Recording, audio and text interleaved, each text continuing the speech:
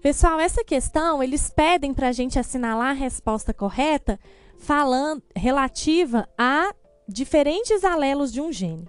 Então, antes da gente ler as alternativas, vamos relembrar o que são alelos, né? O gene, né, gente, são aquelas partes do cromossomo que têm a informação genética. O cromossomo, né, a gente sempre vê assim, né, esse padrãozinho. Nós sempre temos cromossomos aos pares, porque vem um do pai e vem um da mãe, certo?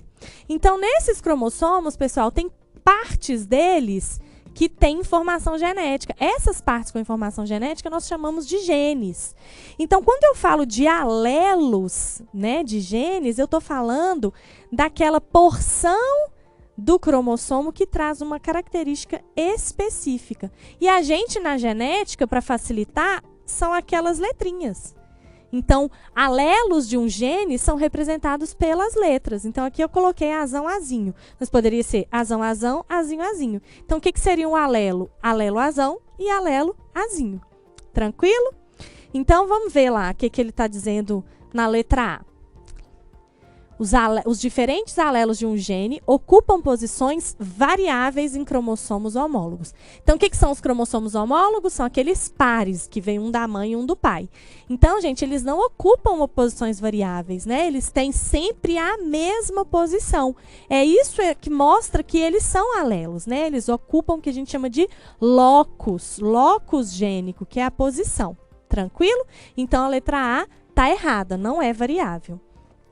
Letra B, localizam-se em cromossomos não homólogos. Esse piorou, né? Porque se a gente está falando de alelos de um mesmo gene, ele tem que estar nesses cromossomos homólogos, que são os pares, senão não tem como eles serem alelos de um mesmo gene, seriam genes completamente diferentes.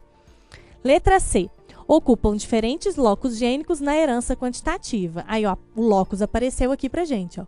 Então, o que é o locus? É a posição. Então, não, eles não ocupam posições diferentes, certo? Eles têm sempre posições iguais, independente do tipo de herança, tá? Letra D, surgem por eventos de permutação entre cromossomos homólogos.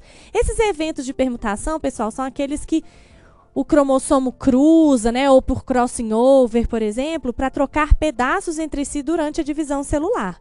Mas os alelos, eles não surgem por causa disso, eles já existem, independente dessas permutações, né? Então, eles não surgem nesses eventos, eles surgem lá na divisão celular. Quando você copia um cromossomo, você já tem o alelo no lugar certinho dele, tranquilo? E na letra E, apresentam sequências nucleotídicas diferentes que surgiram por mutações. Então, pessoal, se não existirem mutações, esses alelos eles vão ter as mesmas sequências nucleotídicas, né, mudando só se for heterozigoto, por exemplo, né, que um for dominante e outro for recessivo.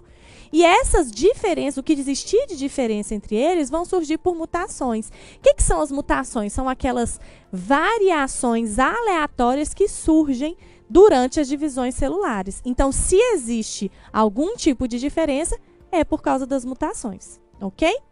Então, a nossa resposta é letra E.